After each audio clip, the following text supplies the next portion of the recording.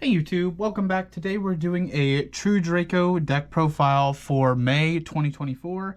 So this deck didn't really get anything back recently on the April ban list that we had just about a month ago now. But it did get a couple cards hit that you could have ran, Summon Limit and Anti-Spell Fragrance. So I just wanted to go over what I'm playing on it now. I did make a deck profile on this a long time ago, but wanted to update it just because formats have changed. There are new cards that are a little bit more relevant than at that time. So let's go ahead. We're going to get straight on into this. Just a heads up to start, it is a 40 card list. I do try to make this as consistent as possible because it is a trap floodgate focused deck. Now to start off here, we are running 3 of the Dynamite Knight, the True Draco Fighter. So he came back to 3 a handful of lists ago, about like a year or so. He's great. Whenever your opponent activates a card or effect, you can go ahead and add or activate a one of the continuous True Draco or True King trap cards from your deck. And you can also, with all of the monsters in this deck, you can tribute them by tributing continuous spell and traps you control instead of monsters. So you don't have to have little tribute fodder monsters on board right away. You can go ahead and just kind of summon it and then, set a card and then just tribute over it to get him on board. He is our biggest guy we have in the deck. He's a level 6. And he is 2500, 1200 defense. He is the biggest attack and, not and defense. I think Maiden has more defense than him. But he's definitely the biggest attack, and he goes up to 2800 with Diagram. Next for the monsters, I am running 3 Ignis. So some people only run 2 Ignis, but I am running 3 just because I like him a little bit more. He does actually have Monarch stats. He is 24,000. And he is our spell rota or activator when your opponent activates a card or effect. Pretty much mandatory. The 3 that I'm running are normally just, changed on ratios for people. Normally Dynamite Knight is always at 3. If Masterpiece came back, I would probably drop Ignis to 2 to put Masterpiece in. I hope they do that soon, honestly. With all these floodgates getting hit, I don't see why they wouldn't do it at this point. But anyway, next card. I'm only running 1 Maiden for the sole fact that we do not have Masterpiece. If we did, I would definitely run 2. She is our monster rota when your opponent activates a card or effect. So she goes ahead and adds a True Draco or True King monster from your deck to your hand when an opponent's activated effect is activated, while it's tribute summoned. Again, I should clarify that. I do apologize. I've missed that. All 3 of these guys, Dynamite Knight, Majesty Maiden, and Ignis, they only can use their effects if they were tribute summoned. So if you summon them back off of any Monster Reborn-ish kind of effect, or if you summon it from the deck somehow, it doesn't get its effect. It's only when they are tribute summoned monsters. I do just realize that there's a terrible glare right there on this card. Sorry about that, guys. Next, we're going to move on to the spells. That's it for the monsters here. Running 3 Heritage. This is one of our True Draco, True King spells.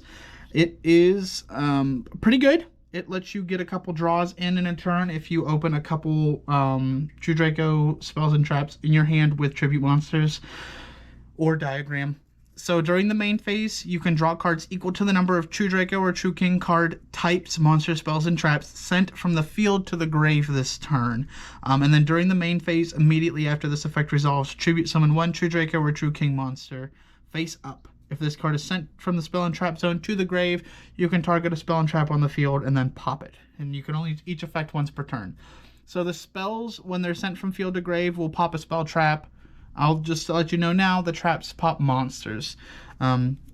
Next, the card that lets you have a grind game, honestly, is Disciples of the True Draco Phoenix. Another one continuous that Ignis can add or activate. So you can target 3 True Draco or True King cards in the grave, shuffle them into the deck, and then draw 1 card. And then during the main phase, you can immediately after it resolves, just like with Heritage, it activates as a ignition effect. You can go ahead and tribute summon a True Draco or True King monster face up. And then, again, send from the spell and trap zone to the grave. It's going to go ahead and target a spell trap on the field and pop it. You can only use each effect once per turn. So they do all have, the spells and traps all have hard ones per turns, I believe. The monsters are not. So if you have 2 Ignis or 2 Dynamite Knight, you can use both effects in one turn. It's not going to do anything. It's not going to hurt you at all, I mean. But the spells, I believe the traps are too, but we will check that when we get there. The spells are hard ones per turns. Next, running a Diagram and a Terraforming. So the next card to come off the ban list, if it follows in the path of the OCG, will hopefully be Diagram. Now, all True Draco and True King monsters gain attack off of Diagram. They gain 300 attack and defense, and then the first time each tribute summoned one would be destroyed by battle. It is not each turn. And then once per turn, soft once per turn, you can destroy one other card you control or in your hand. And then if you do, add one True Draco or True King card from your deck to your hand. It does not destroy on activation. It destroys on resolution, kind of like how Ultimate Conductor Tyranno does with dinosaurs. So you don't have to worry about losing a card and getting ashed. But sometimes it does hurt because you want to pop something to be able to start clearing your opponent's board away. Next, to get into some consistency draw engine, I'm running 3-time Turning Morganite. This is a really nice card in this deck because we are normal summons. We can go ahead and tribute summon twice in a turn without having to have the archetypal continuous spells. So for the rest of the duel, you apply the effects. So you get to draw 2 cards instead of 1 for your normal draw, and then conduct 2 normal summon sets per turn and not just 1. You can't activate monster effects in the hand the rest of the duel, but that's not going to hurt. As you saw, all the monsters we have, they don't activate in hand. If you did want to run hand traps, you could, but this deck is definitely more of a control stun deck, so you're going to run your trap and spell floodgates. You can go ahead and Morganite does have another effect. You can banish it from the grave, and then you can discard a copy of it, and then your opponent can't activate cards or effects, monster effects, when you normal summon this turn. That's not really relevant because you don't really have anything that activates on summon, so if you want to use it and you want to get stuff out of your hand, you can, but it's not really necessary. Normally, if you see 1 copy of this, you're pretty golden. I think I might actually end up cutting this down to 2. This might be one of the cards that gets dropped if Masterpiece or Diagram comes back, just to help make some space. Drop it to 2, not entirely, or to 1. I think that card's way too good for that. But it does get a little bricky sometimes if you open multiple. Next, since we are almost never special summoning, we're running 3-potted Duality. Pretty much just lets us try to look for a floodgate and set it. I mean, nothing more to say about that. It's a really good card. If you don't know what it does, you look at the top 3 cards on the top of your deck, you reveal them. Excavate? Yeah, excavate, yeah. Add one of them to the hand, and then shuffle the rest back into the deck. And like I said, you can't special summon the turn you activate this, so it's not going to be a big deal. Remember, these guys do tribute summon over your continuous spells and traps. Next, for 2 more draw cards, I'm running just 1 Desires and then 1 card of Demise. I don't like to banish if I don't have to, so I don't like to run more Desires. But banish 10 cards, draw 2. It's a +2 for this deck, honestly. And then a card of Demise is busted. If this card ever gets banned, it's warranted. Stun decks and trap decks and stuff, they can run this card and like nobody's business. I love it. It's incredible. So you draw until you have 3 cards into your hand, so you can set all of your hand, activate it, draw 3 more cards. Incredible. And then the rest of this turn, after this card effect resolves, this card resolves, your opponent takes no damage whatsoever. No battle, no effect. And then during the end phase, send your entire hand to the grave. And then you can only activate 1 card of Demise per turn, and you can't special summon the turn you activate this card. So it's like Duality, but honestly better. We run so few monsters, you're not going to really have to worry about bricking on them to not be able to get a full draw 3 off of this. And there's enough draw cards that kind of get through themselves to make it so you can definitely just set 4 going second, and then like activate a field spell or activate Morganite, and then set 4, activate Demise, draw 3. Yeah, that's it for the spells. Like I said, the Morganite could definitely get dropped to 2. Right now I'm gonna keep it at 3 until I either feel I need more tributes, or Masterpiece comes back, or Diagram comes back. Moving to the traps, start off with True Draco Apocalypse. So this is definitely the better of the 2 traps that we run that are archetype ones. So if it is sent from the spell trap zone to the grave, you can target a monster on the field and then pop it. And then you can only activate, you cannot activate the following effects, these 2 effects, these bullet effects, in the same chain, but you can use both per turn. So you can target one other True Draco or True King card you control as cost, destroy it, and then permanently have the attack and defense of all face-up monsters your opponent controls, even if it leaves the field after that. And then during your opponent's main phase, immediately after the effect resolves, tribute summon 1 True Draco or True King monster face up. So it's the opposite with the tribute effect as the spells do. It lets you do it on your opponent's turn, so you can tribute over this after you've used the effect and then pop a card. So say you have 2 of these, you target another one, this one targets this one, you pop it, you get the effect. Well, actually, this is a bad example, but then you still have a continuous that you can tribute over, even though you still popped. So you halved everything with this effect, and then you can still have the effect to tribute something out, and then if you have Dynamite Knight, you can go ahead and place the 3rd one, activate the 3rd one from the deck. Next, just 2 True King's Returns. It's a really good card, but it's not the greatest. It's really here because the trap cards pop monsters. That's just about it. So it is a Monster Reborn. Once per turn from grave, you can target a True Draco or True King monster as cost. Special summon it in defense position. You can't special summon. Also, the rest of the turn you can't special summon monsters. Yeah, okay. And then during the opponent's main phase, immediately after this effect resolves, tribute summon 1 True Draco or True King monster in face up. You can only use each effect once per turn, and again, if this one's sent from the spell trap zone to the grave, you get to target a monster and pop it. Now for our floodgates, running 3 skill drain, pretty self-explanatory. Our guys don't really matter for effects. Yeah, it helps keep the engine going and helps the grind game, but if your opponent can't activate card effects, I'm pretty sure your big chungus 25, 24, and 2300 beaters can do the job. So you pay 1,000 life points, all face-up monsters on the field have their effects negated while they're on the face-up on the field, but they can still activate their effects.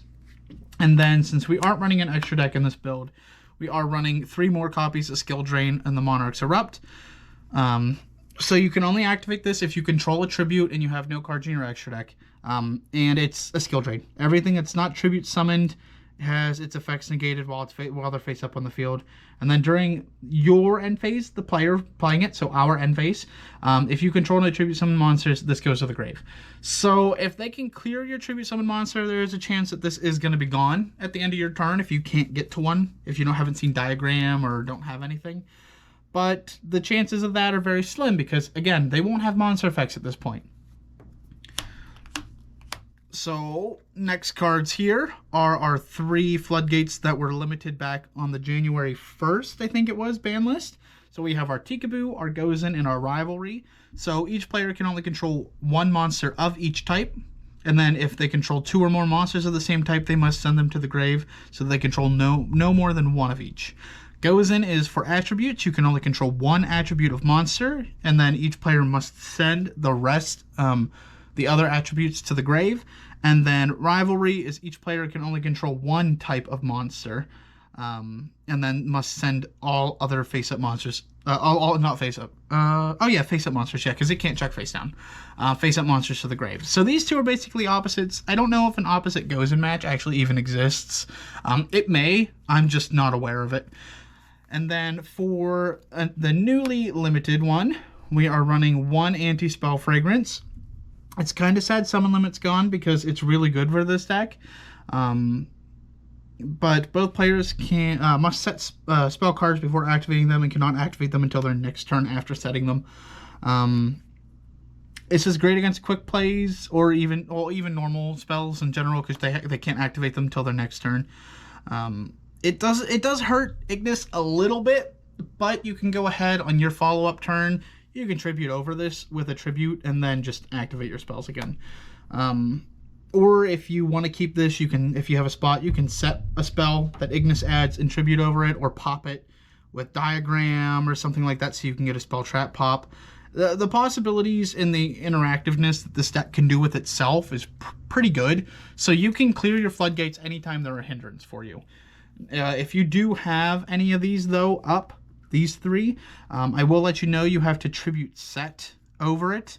Well, you have to tribute set over your monster if you have one, and then you can tribute over this. I believe that's how those work.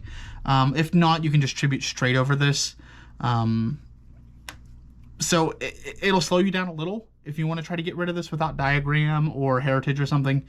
And then Anti-Spell is just really good. It barely hurts us. We have those draw cards, but there are so many ways for us to get rid of these that it's not going to be a big deal.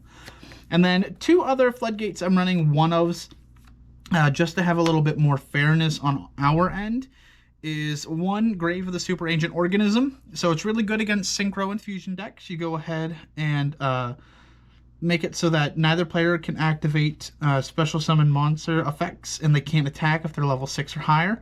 The only time that it's going to hurt us is if we special summon back Dynamite Knight. Then again, he's in defense position at first. You could just tribute over him and then shuffle him back with Disciples of the True Draco Phoenix, and then just try to add him again. He is a level 6, so he will not be able to attack if you special summon. You switch him to attack. But if you tribute summon him, he's fine. Normal summon ones are perfectly fine. And then for the last card in the deck, I'm running one and the band played on. I love this card's artwork. The Symphonic Warriors are really cool. Neither player can special summon monsters with the same level as they control, nor rank they control. So if you have a level 4 monster, you can't summon any more 4s. If you control rank 4 monster, you can't special any more rank 4 monsters. It's a really good card as just a one-of. If you wanted to, if you know like your friends or your locals has more decks that these hurt, you could definitely go ahead and swap the copy of whichever one you aren't going to be using, isn't going to be as effective, for another copy of the one that will be. But I just side one more of each of these, and then I just side out the one. Say I'm going against a Synchro deck, I'm going to side out this for the most part, unless they're playing like Centurion. I'll keep this in because then they can't summon a bunch of 4s and 12s. Both of these would stay in against Centurion. But yeah, that's actually it for the main deck, guys. I do hope you enjoyed. Again, there is no extra deck here because this is True Dracos with Monarchs Erupt. This is Floodgates. If you do want to put in Domain of the True Monarchs, you absolutely could. I would just take out the Morganite because you do have the terraforming to try to look for it. But yeah, I love this deck. I'd love to know what you guys think. If you have any tips or suggestions for other cards to put in here or any decks to do in the future, please do let me know in the comments. I would appreciate it. And leave a like if you did enjoy. Again, I do really like this deck. I love tribute summoning as a mechanic, and I love slowing the game down. So yeah, that's my take on the deck. If you have any more suggestions of anything that I could change, if there's a card that I'm not even realizing, let me know. I would appreciate it. My friend actually told me like maybe Messenger of Peace, because you can just tribute over it. It's not going to hurt you at all. But then again, you only have a limited number of tribute summonable monsters. So if you do banish them off of Desires, you are kind of screwed in the long run. But yeah, that's it, guys. I hope you enjoyed, and I will see you guys in the next one. Peace.